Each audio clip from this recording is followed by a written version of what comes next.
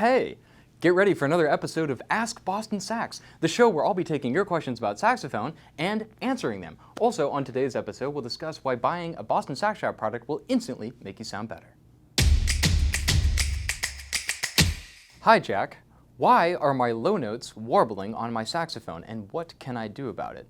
Well, typically when the notes are warbling, bouncing back and forth, that is an overtone issue. That's an intonation issue, and the overtones aren't lining up, which is causing that beating that you will hear when you play something like a low B on an alto, for instance, is one of the worst offenders. And this is just due to the absolutely insane nature of the saxophone itself, being a conical bore instrument, and the fact that it only has 2 octave pips, but that's a discussion for another time. Anyways, this is not your fault. This is simply just, an inherent design flaw in the instrument, but there are ways that we can overcome it besides just learning how to voice those notes. So first and foremost, make sure you push your mouthpiece in a little bit further and check with the tuner. If you're playing flat, you're going to have a really difficult time, especially on the alto, getting those low notes to pop out. Number 2, if you're still having persistent issues, you need to take it to a tech. Make sure that the key heights are optimized for the instrument and that there are no leaks. If there's a lot of leaks, this is also going to cause the pitch to be decreased, again making it difficult to get those low notes up to pitch and pop out easily. The last resort, in my opinion,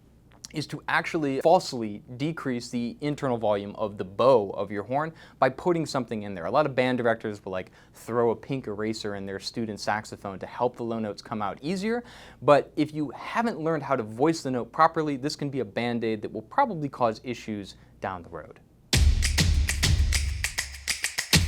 Where did you go to college? What did you major in? So I have 2 degrees in saxophone performance, the first from the Cincinnati Conservatory of Music, go Bearcats, and the second from the New England Conservatory of Music here in Boston.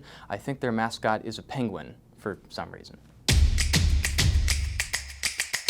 Hey Jack, what are some ways that I can deal with a stuffy middle D on my saxophone? So if you look at the middle D on the saxophone, it is one of the absolute worst notes on the instrument just based on its physical location. As we know when we're playing the saxophone, the notes are not coming out of the keys that we're closing, they're coming out of the holes that are below. And some notes are better vented than others, and D is literally the worst. This is because if you look at where that note is coming out, it's on the low C tone hole, which is quite a distance away. On a tenor, it's like 7 inches if you were to stretch out the bow, which means there's a lot of inherent back pressure, which results in the note being stuffy and resistant. So what can we do about that? We can open up the low C key, which will allow for better venting and a more responsive D, which is something that you can easily do on your own or can have done by a local technician. Jack, how do you design your saxophone products? Do you have a degree in engineering or acoustics? I absolutely don't. Everything that I've designed, I've taken inspiration and measurements from vintage saxophones, whether it's mouthpieces or necks or the bore of instruments or whatever. But really, most importantly, I've designed it with my own playing in mind. But I don't put this into a computer. I pay somebody a ton of money to do that for me. What I do is I play the products and I adjust them, trying to do one variable at a time, and I've been very fortunate to get to have that process to, for instance, make a mouthpiece and just change one element of the facing curve, or just raise the baffle by 20% and then play it. Every single product that has been made by this shop has been done organically by playing it until it's perfect. And I don't know if that's the right way to do it, but that's how I do it. Dear Jack, what was the most difficult thing about starting your business?